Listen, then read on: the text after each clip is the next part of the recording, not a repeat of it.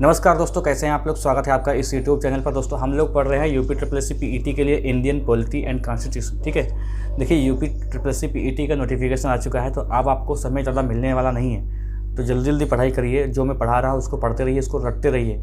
जो भी आप कर सकते हैं आपकी क्षमता के अनुसार आप वो करिए, और प्रैक्टिस से प्रीवियस ईयर के क्वेश्चन आपको सॉल्व करते रहना है, तब भी ये सब चीज़ें आपको याद रहेंगी। वरना आप पढ़ते कितना भी रहें, अगर प्रीवियस ईयर के क्वेश्चन ना लगाएंगे तो ये क्वेश्चन आपसे होंगे नहीं, गलत कर देंगे। ठीक है, तो ये बात ध्यान रखिएगा।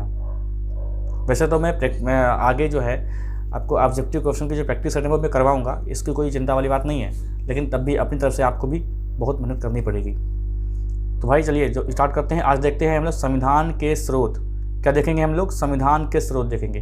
देखिए इसमें हम लोग क्या देखेंगे, संविधान के स्रोत, अनुसूचियाँ और 22 भाग को अच्छे से देख लेंगे क्या क्या दिया है। नेक्स्ट क्लास में हम लोग उसको डिटेल में पढ़ेंगे। ठीक है, क्योंकि यहाँ से एक एक क्वेश्चन बनते रहते हैं, तो पहली बात तो हमको यही पता होना चाहिए जो मैं आज पढ़ाने वाला हूँ। ठीक है, कि ब्रिटेन से क्या लिया गया है, अमेरिका से क्या लिया गया है, ठीक है, फ्रांस से क्या लिया गया है, तो ये सब चीज़ें आपको याद होनी चाहिए। तो चैनल पे जो लोग ना है वो कृपया सब्सक्राइब कर ले, बेल आइकन दो, जिससे आपको वीडियो का नोटिफिकेशन मिलता है। स्टार्ट करते हैं। तो यहाँ पे देखिए संविधान के स्रोत। अब ब्रिटेन से देखिए क्या क्या लिया गया है, मैंने इसको एक साथ लिख लिया है और इससे ज़्यादा नहीं पूछ सकता है। तो संसदीय शासन प्रणाली कहाँ से लिया गया है? ब्रिटेन से लिया गया है। विधि का शासन ब्रिटेन से लिया गया है। विधायी प्रक्रिया ब्रिटेन से। एकल नागरिकता, मंत्रिमंडल प्रणाली, संसदीय व्यवस्था और द्विसदनीय व्यवस्था, ये सारी चीज़ें कहाँ से ली गई हैं? ये ली गई हैं ब्रिटेन से। तो क्वेश्चन कैसे बनेगा कि निम्नलिखित में से कौन सी चीज़ ब्रिटेन से ली गई है? तो ये आपके सामने ऑप्शन दिख जाएंगे, इसमें से कोई एक ऑप्शन मिल जाएगा, आप टिक कर दीजिएगा। ठीक है, ये आपसे पूछे कि एकल नागरिकता का प्रावधान किस संविधान से लिया गया है? तो ब्रिटेन के संविधान से लिया गया है, ये ब्रिटेन से लिया गया है। द्विसदनीय व्यवस्था का प्रावधान किस देश से लिया गया है? तो ब्रिटेन से लिया गया है। इस टाइप से आपसे क्वेश्चन बनेंगे। जो लोग नहीं जानते मैंने उनको बता दिया है। ठीक है, जो लोग जानते हैं वो तो अलग बात है। ठीक है, मुझे तो सबको लेके चलना पड़ता है कि जो लोग बिल्कुल भी, मैं तो समझता हूँ कि बिल्कुल जीरो, आपको कुछ भी नहीं आता है। ठीक है, अब देखिए अमेरिका से क्या क्या लिया गया भाई? तो अमेरिका से देखो कि लिया गया है मौलिक अधिकार, न्यायपालिका की शक्ति। देखिए न्याय से संबंधित कोई भी शब्द आ जाए तो आप बस अमेरिका लगा दीजिएगा। ठीक है, उपराष्ट्रपति का पद की बात यहाँ पर की गई, उपराष्ट्रपति का पद की बात की गई है, और राष्ट्रपति पर महाभियोग लगाने की प्रक्रिया ये कहाँ से लिया गया है? तो ये अमेरिका के संविधान से लिया गया है। विश्व का सबसे पुराना संविधान कौन सा है? अमेरिका का है। 1789 में इसकी स्थापना हुई थी, यह गठन हुआ था, कुछ भी कह लें। अब बात करते हैं आयरलैंड से क्या क्या लिया गया है। तो नीति निर्देशक तत्व या राज्य के नीति निर्देशक सिद्धांत कह लें, कुछ भी कह लें। ठीक है, तो ये कहाँ से लिया गया है? ये आयरलैंड के संविधान से लिया गया है। राष्ट्रपति का निर्वाचन, राष्ट्रपति का देखिए राष्ट्रपति पर महाभियोग अमेरिका से प्रावधान है, लेकिन राष्ट्रपति का निर्वाचन कहाँ से लिया गया है? ये कहा गया है ये आयरलैंड से। राज्यसभा के सदस्यों का नामांकन यानी मनोनीत वगैरह करना है तो आयरलैंड से लिया गया है। ठीक है, लेकिन राज्यसभा के सदस्यों का निर्वाचन ये अलग चीज़ से, ये दक्षिण अफ्रीका से है। अभी देख लेंगे इसको। कनाडा से देखिए क्या क्या लिया गया है। कनाडा से देखो क्या क्या है। संघीय व्यवस्था हो गई, अवशिष्ट शक्तियाँ केंद्र के पास। देखिए राज्य सूची है, संवर्धित सूची है और संघ सूची है, 3 सूचियाँ हैं। उसके बाद कुछ विषय ऐसे बचते हैं जो अवशिष्ट शक्तियाँ कहलाते हैं, तो ये शक्तियाँ किसके पास है? केंद्र के पास है। ठीक है, तो यहाँ पर आपको याद रखना है। अब राज्यपालों की नियुक्ति किसके संविधान से लिया गया? तो कनाडा के संविधान से ये प्रावधान किया गया कि राज्यपालों की नियुक्ति हम लोग करेंगे।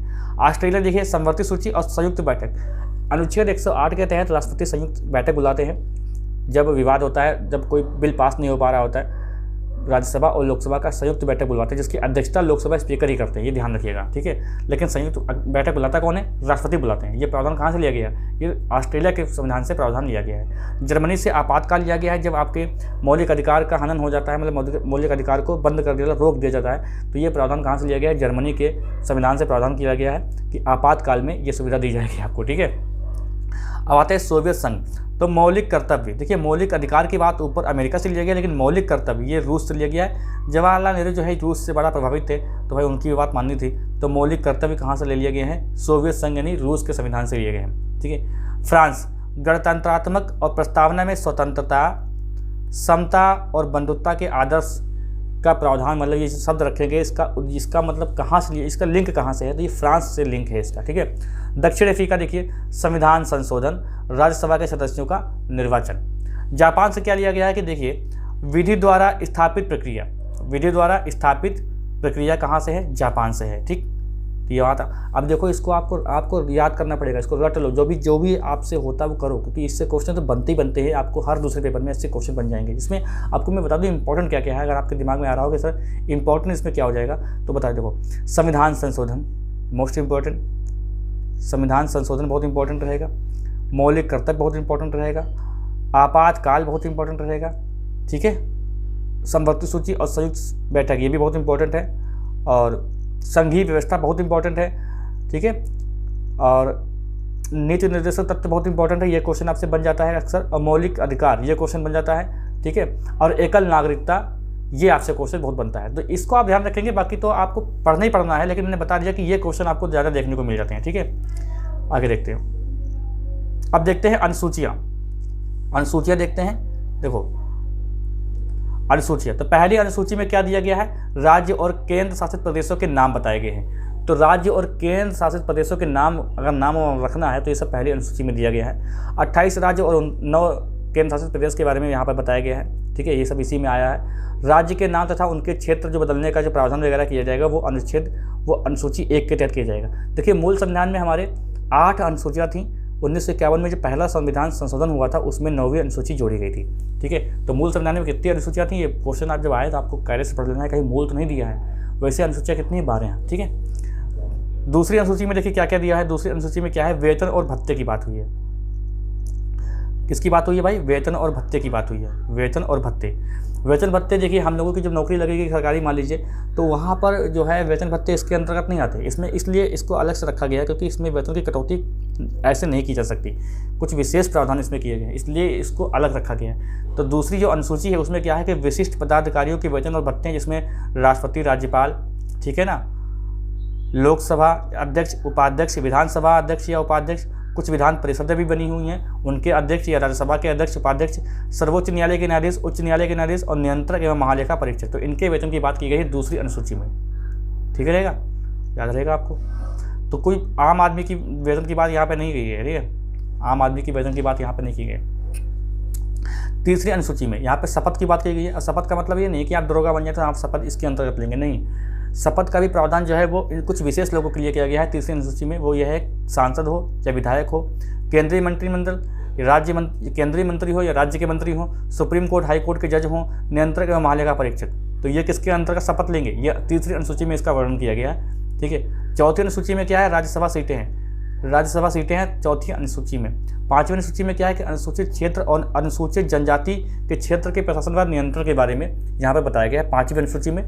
तो अनुसूचित क्षेत्र और अनुसूचित जनजाति क्षेत्र के प्रशासन के बारे में पांचवी अनुसूची में है, लेकिन जबकि छठी अनुसूची जो क्या है वो है असम, मेघालय, मिजोरम, त्रिपुरा, ठीक है, इनके बारे में क्षेत्र के प्रशासन के बारे में प्रावधान किया गया है, ठीक है। जम्मू कश्मीर जो है अपने आवाज़ उठा रहा है कि हमको भी इसमें शामिल कर लो। सातवीं अनुसूची में क्या देखो दिया गया है, सातवीं अनुसूची में यह कहा गया है कि राज्य व केंद्र के मध्य शक्तियों का विभाजन है, ठीक है। अब इसमें राज्य सूची है, समवर्ती सूची है और संघ सूची है। देखिए इनके बारे में हम लोग आगे आर्टिकल के हिसाब से देखेंगे, तो यहाँ पर इतना बताने की जरूरत नहीं है। अवशिष्ट शक्तियों का भी प्रावधान यहाँ इसके बाद कर दिया गया था क्योंकि कुछ चीज़ें ऐसी थी जो इनके अंतर्गत नहीं आती थी तो उनको अलग से कर दिया गया था, ठीक है। आगे देखते हैं, अब आती है 8वीं अनुसूची। 8वीं अनुसूची में देखिए 22 भाषाओं का संवैधानिक दर्जा प्राप्त है, 22 भाषाएं, हम लोग आगे देख लेंगे इसके बारे में, ठीक है, बहुत सारे आर्टिकल है इसमें। और 9वीं अनुसूची क्या है, इसमें प्रथम संविधान संशोधन हुआ था 1951 के द्वारा जोड़ा गया, मतलब प्रथम संविधान संशोधन 1951 में जब हुआ था तो उसमें 9वीं अनुसूची जोड़ी गई थी। और इसका संबंध किससे है, भूमि सुधार से संबंध है, इसका संबंध किससे है, भूमि सुधार से। फिर 10वीं अनुसूची है, तो ये 52वां संविधान संशोधन हुआ था 1985 में, तब 10वीं अनुसूची जोड़ी गई थी। इसका मतलब क्या है, दल बदल विरोधी कानून, ठीक है। और 11वीं अनुसूची क्या है, जिसमें 73वां संविधान संशोधन हुआ था 1992 में, इसे पंचायती राज व्यवस्था जोड़ी गई और इसमें 29 विषय रखे गए। कितने, ये विषय आपको याद रखने हैं कि 29 विषय इसमें रखे गए थे, ठीक है। तो 11वीं अनुसूची का मतलब क्या हुआ, 73वां संविधान संशोधन हुआ था 1992 में, तब जाके ये जोड़ी गई थी। अब 12वीं अनुसूची में क्या है कि 74वां संविधान संशोधन हुआ, तो नगर निकाय इसमें रखा गया, नगर निकाय से संबंधित है, इसमें 18 विषय जोड़े गए। ये 12वीं अनुसूची 74वां संविधान संशोधन 1993, ये आपको डेट वगैरह याद रखनी है, कौन सा संशोधन था ये भी आपको याद रखना है, ठीक है। अब देखते हैं संविधान के भाग, संविधान के भाग देख लो, फिर हम लोग यहीं पे क्लास खत्म कर देंगे, ठीक है, ज़्यादा क्लास लंबी नहीं रहेगी। तो भाग 1, संविधान के भाग, संविधान में कितने भाग हैं, 22 भाग हैं। तो संविधान 1 क्या कहता है, ठीक है, सब बड़ा कर लिया जाए, अब ठीक है। संविधान का भाग 1 क्या कहता है कि संघ और उनके राज्य क्षेत्र, संघ और उनके क्षेत्र के बारे में संविधान ये कहता है। भाग 1 आर्टिकल की बात करते हैं तो 1 से 4, कल हम लोग जो स्टार्ट करने वाले हैं वो यही से स्टार्ट करेंगे कि 1 से 4 हम लोग पढ़ेंगे कल, ठीक है। भाग 2 में क्या है, नागरिकता के बारे में बताया गया है और आर्टिकल है 5 से 11। अब ये क्वेश्चन आपसे अच्छे लेवल में पूछ लेता है कि भाग 2 में क्या है, नागरिकता तो आप जानते होंगे, लेकिन आर्टिकल अगर आप पूछ ले तो वो अच्छे पेपर में आते हैं, तो हो सकता है आपसे आर्टिकल पूछ ले, तो आपको आर्टिकल भी याद रखने हैं क्रमानुसार, ठीक है। देखिए ये सब मैंने पढ़ाया हुआ है पहले से UPSI के बैच में, तो यहाँ पर ऐसा नहीं है कि मेरे लिए कोई नई बात है ये, ठीक है। बस फ़र्क इतना है कि यहाँ पर लिखा हुआ है, वहाँ पर मैंने लिखा था खुद, तो क्लासेस लंबी हो गई थी। भाग 3 क्या कहता है, मौलिक अधिकार। ये देखिए आपको पता होना चाहिए कि भाग मौलिक अधिकार किस भाग में है, तो ये क्वेश्चन बहुत आता है। तो मौलिक अधिकार भाग 3 में है। आर्टिकल की बात करें तो आर्टिकल यानी अनुच्छेद 12 से 35 के बीच में है, और ये भाग 4 में क्या है, नीति निर्देशक सिद्धांत है जो 36 से 51 तक है, और भाग 4 का में है मौलिक कर्तव्य। भाग 4A में कह लें, इसमें मौलिक कर्तव्य लिया गया है। क्या लिया गया है भाई, मौलिक कर्तव्य। तो ये आपको ध्यान रहना है, ठीक है, आपको याद रखना चाहिए। यहाँ से ये जो ऊपर से जो लाइन मैंने बनाई है ये वाली, ये मोस्ट इंपॉर्टेंट है क्योंकि इससे क्वेश्चन बहुत बनते हैं। तो मौलिक कर्तव्य अगर पूछे तो ये भाग 4 का में है, और ये आर्टिकल की बात करें तो 51A बाद में जोड़ा गया था। भाग 5 में क्या है, संघ है। भाग 5 में संघ है जो 52 से 51 के बारे में, 52 से 151 में, ये अनुच्छेद है, ठीक है, अनुच्छेद नहीं है। और भाग 6 में क्या है, वो राज्य। अब जब संघ हो गया तो राज्य हो गया, 152 से 237 तक ये कहा गया है। और ये भाग 7 निरसित कर दिया गया, हटा दिया गया है, निरसित मतलब हटा दिया गया है। भाग 8 में क्या है, केंद्र शासित प्रदेशों का प्रशासन। आर्टिकल की पूछेगा बात तो भाग 8 जो इंपॉर्टेंट है, ये क्वेश्चन पूछ लेता है आपसे, ठीक है, कि केंद्र शासित प्रदेशों का प्रशासन किस भाग में है, तो 8 में है। और अनुच्छेद की बात करते हैं तो 239 से 242 अनुच्छेद के बीच में आता है, ठीक है, तक आता है। और भाग 9 है, भाग 9 में क्या है, पंचायतें हैं, 243 का से 243 णा तक। और 9 का बाद में जोड़ा गया, ठीक है। ये क्या है, नगर पालिका है। नगर पालिका, इसमें अगर आर्टिकल की बात करें तो 243 ता से 243 या छा तक है, ठीक है ना। भाग 10 देखो क्या कहता है, अनुसूचित जाति अनुसूचित जनजाति क्षेत्र। 244 का तक इसका वर्णन किया गया है। ये आर्टिकल देखिए मैं अभी बता दूंगा आपको क्या क्या याद रखना है, ठीक है। अभी हम लोग देख लेते हैं इसको कि मैंने क्या क्या लिखा है। आपको पढ़ना है कि आपको ध्यान का रखना है आपके PET के लिए, उसके लिए मैं बता दूंगा अभी इंपॉर्टेंट क्या रहता है, ठीक है। भाग 10 ये बता दिया। भाग 11 संघ और राज्यों के बीच संबंध, ये 245 से 263 तक है। और भाग 12 में क्या है, वित्त संपत्ति से मामले हैं ये, ठीक है, 264 से 300A तक है, 264 से 300A तक है ये, ठीक है। भाग 13 क्या कहता है कि क्षेत्र के भीतर व्यापार वगैरह करने वाली बात जो होगी इसमें होगी 301 से 307 तक है। और भाग 14 में क्या है, भाग 14 में है संघ राज्यों के अधीन सेवाएं, 308 से 323 तक। और भाग 14 का में क्या है, अधिकरण है, और 323 का से 323 खा तक है इसमें वर्णन। और भाग 15 में क्या है, निर्वाचन है, निर्वाचन 324 से 329 का तक है। और 16 में क्या है, कुछ वर्गों के लिए विशेष उपबंध है, इसमें 330 से 342 तक है। भाग 17 में क्या है, राजभाषा का वर्णन किया गया है, भाग 17 में जो 343 से 351 तक है, ठीक है। भाग 18 क्या है, आपात उपबंध जर्मनी से लिया गया है, 352 से 360 तक है। और भाग 19 में क्या है, प्रकीर्णन जो 361 से 367 तक है। और भाग 20 में क्या है, संशोधन, संविधान संशोधन, ठीक है, ये 368 अनुच्छेद में है। और भाग 21 में क्या है, अस्थायी संक्रमणकालीन विशेष उपबंध 369 से 392, ठीक है। और यहाँ पर देखिए लास्ट जो भाग है, अंतिम भाग क्या है, 22 है। इसमें क्या है, संक्षिप्त नाम प्रारंभ हिंदी में प्राधिकरण पाठ 393। मैंने बताया था कि इसका जो संविधान बना था तो इसका जो है मूल संविधान अंग्रेजी में था, इसका हिंदी जो अनुवाद हुआ था वो आर्टिकल के तहत भाग 22 में उसका वर्णन है। भाग 22 के तहत जो है 394-95 के आस जो है आर्टिकल है उसमें, उसके तहत जो है इसमें इसका हिंदी अनुवाद हुआ था, ठीक है। अब यहाँ पे बता दूँ मैं कि इसमें इंपॉर्टेंट क्या क्या चीज़ें हैं। देखो आपको मैं बता दूं कि इसमें क्या क्या इंपॉर्टेंट है, आपको क्या याद रखना है, क्योंकि भाई ये भी तो बताना जरूरी है कि सब ना पढ़ेंगे आप। हालांकि मैंने सब कुछ पढ़ाया है आपको पहले से ही बैच में। देखो इसमें सबसे पहले इंपॉर्टेंट क्या है, आपसे भाग कौन कौन से पूछ सकता है। ऊपर के जो आप देख रहे हैं, ऊपर के यहाँ तक 6 तक ये आपसे पूछ लेता है, ऊपर के 6 तक ये पूछेगा, ठीक है। भाग 1, भाग 2, भाग ये सब पूछ लेगा, ठीक है आपसे। ये आपको याद रखना। आर्टिकल आप याद नहीं रख, आप आर्टिकल जो है खाली 2-3 से ऊपर से आप आर्टिकल याद रखेंगे, उसी से काम बन जाएगा, ठीक है। और यहाँ पर देखिए अब जो इंपॉर्टेंट है वो इंपॉर्टेंट क्या है आपका, ये भाग 9 आपसे पूछ लेता है कि पंचायत का वर्णन किस भाग में है और नगर पालिका का किस भाग में है, ये पूछ लेगा। आर्टिकल भी आपसे पूछ लेता है, ठीक है। अब यहाँ पर देखिए वित्त भाग, ये वाला सिस्टम पूछ लेता है, ये वाला भाग जो पूछ लेता है एग्जाम में कि भाग 12 में वित्त वाले मामले हैं, ठीक है। अब यहाँ पर देखो,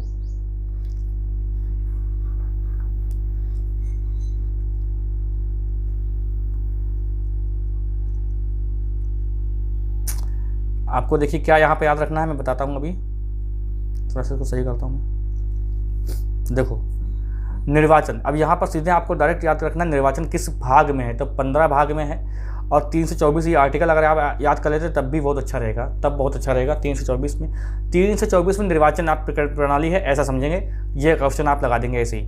राजभाषा, अब यहाँ पर बहुत इंपॉर्टेंट है, राजभाषा किस भाग में दिया गया है, तो ये भाग 17 में दिया हुआ राजभाषा, ठीक है। राजभाषा किस में है, 17 में है, 343 से 351 तक है। और ये फिर आपात उपबंध भी आपसे पूछता है कि आपात उपबंध किस भाग में है, ये भी आपसे पूछ लेगा। 352 से 360 तक इसमें वर्णन है, 3 प्रकार के आपात उपबंध बनाए गए हैं, ठीक है। देखिए अब आपसे पूछ लेता है कि संशोधन किस भाग में है, तो ये बताना है आपको भाग 20 में। अब इससे ज़्यादा क्वेश्चन आपसे पेपर में नहीं बनता है, ठीक है। ये फिर ऊंचे लेवल में पेपर बनता है, जो मैंने हालांकि पढ़ाया है, और मैं यहाँ पर 22 के 22 भाग आपको नहीं पढ़ाने वाला हूँ इस क्लास में। हालांकि मैंने जो पिछली क्लास आपको पढ़ाई है यूपीएसआई के बैच में, उससे मैंने 22 के 22 भाग हर आर्टिकल आपको पढ़ाया है, एक भी आर्टिकल छोड़ा नहीं है, सब आर्टिकल तक मैंने सब कुछ पढ़ा दिया उसमें। लेकिन इसमें क्या है, ये यूपी PPSC को लेकर टारगेट किया गया है, तो यहाँ पर इतना डिटेल में नहीं पढ़ेंगे, वही पढ़ेंगे जो क्वेश्चन बनने वाले होंगे, ठीक है।